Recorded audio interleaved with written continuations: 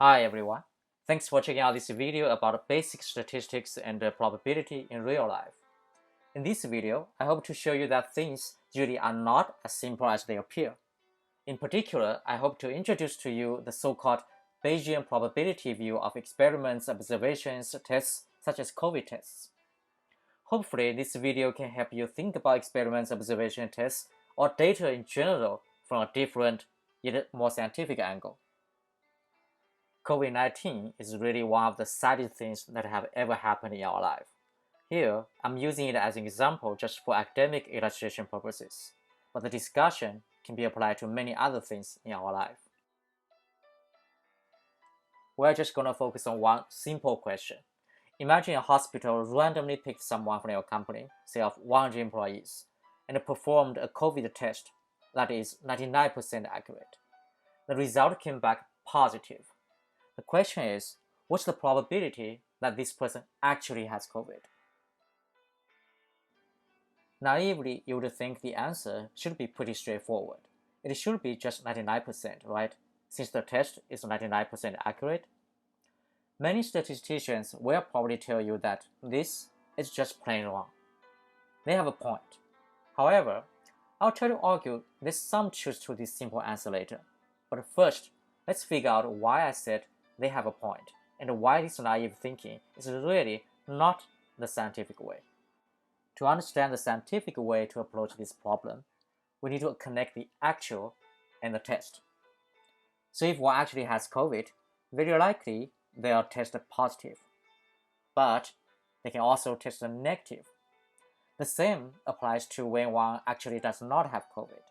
Very likely they are tested negative, but they can also test positive too.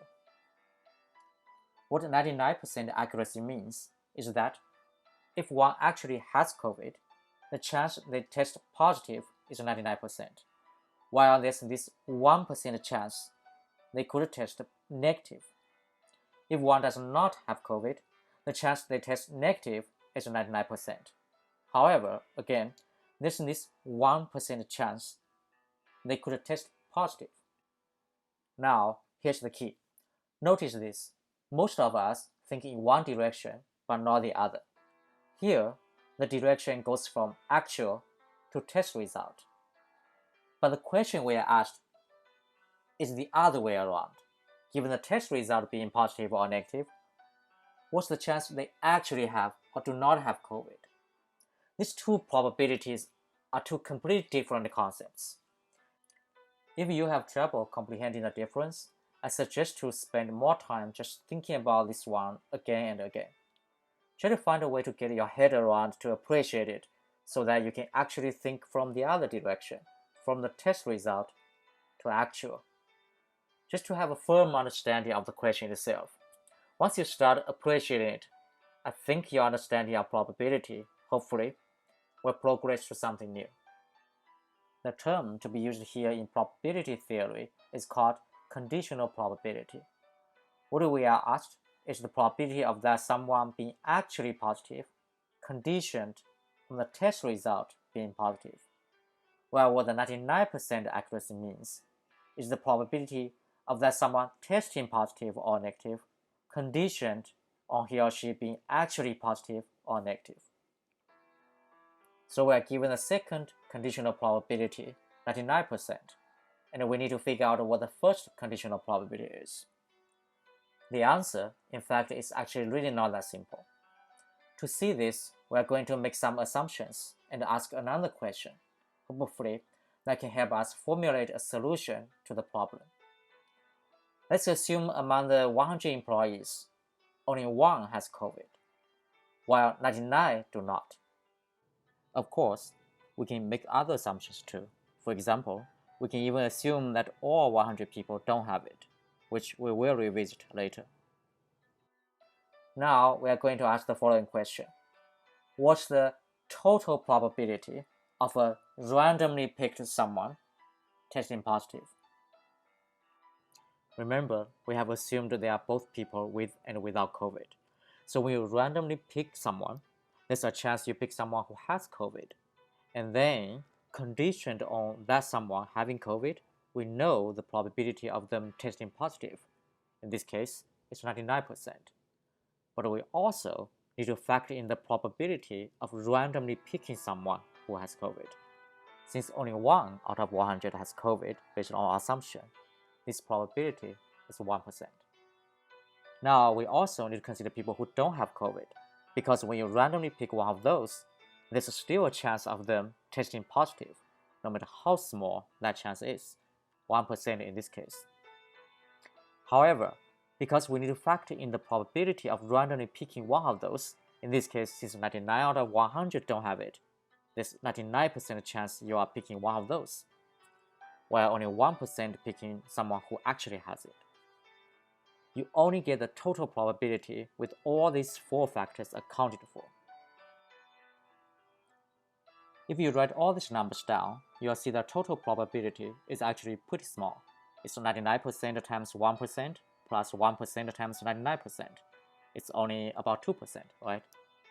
But this is not the question we are asked, unfortunately. What we are asked is, what if you know the randomly picked person already tested positive? That means that 2% has already happened. Revisiting the question, if a randomly picked someone tests positive, what's the probability of he or she actually has COVID? Now, if you go back to these 2 terms here, what we are asked is really just the relative fraction of this first term. That is, among all the possibilities of testing positive, what's the relative fraction of randomly picking someone who actually has it? In this case, since the terms are the same, you can see it's only 50%, not 99% as naively one would think. Remember, we made assumptions above, 1 and 99. Now imagine no one has COVID, but the test came back still positive. It's unlikely, but possible. 1% is still a chance, right? However, since we assumed none of the 100 people has COVID, the first term here is just 0. So the probability of he or she having COVID is still just 0. Now here's the problem. We made assumptions above 1 and 99, or 0 and 100. But we have no idea how many actually have it and how many don't. In fact, that's probably one of the most important questions we want to figure out. In the Bayesian framework, these assumptions we made above are called priors. And you have already seen different priors will lead to different answers to our original question. How to set priors is really not that simple. One example is, since we don't know anything, let's just assume they are equally possible. So instead of 1 and 99 or 0 and 100, let's assume 50-50. 50 have it and 50 don't. Here is your homework. With this equal distribution as your prior, do the same math. What's the answer to our original question? Plug in all the numbers, you will see the answer has become 99%. Remember I said the naive answer has some truth to it? Now you see it's actually the answer if you set the prior to be equal distribution. The naive answer is not really plain wrong, right? Now, what if test is only 75% accurate and the result came back negative? What's the probability of this randomly picked someone actually does not have COVID? Naively, it's 75%, right?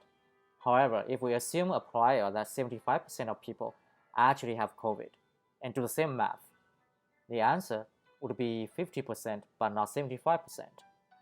So 75% accuracy doesn't translate to 75% probability, but only 50%. So we need to be careful. I want to provide more food for thoughts here. Maybe you can do some Googling and research on your own. I'm hoping by researching and digging deeper on your own, you can appreciate different aspects and different contexts of any given problem, instead of just taking for granted what you are told. For instance, in our example, we said the hospital randomly picked someone. But what if? What if that randomly picked someone is you? Now the test on you came back positive.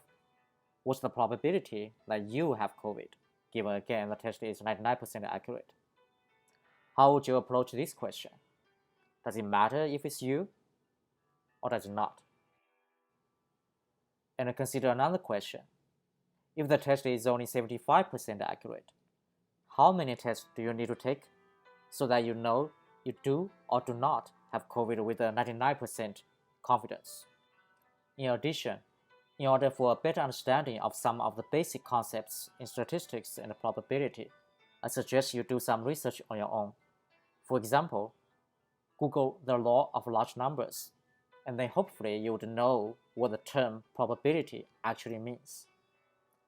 And as we said earlier, it's not so simple to set the correct priors in the Bayesian framework. So do some research on priors, which is a big topic by itself.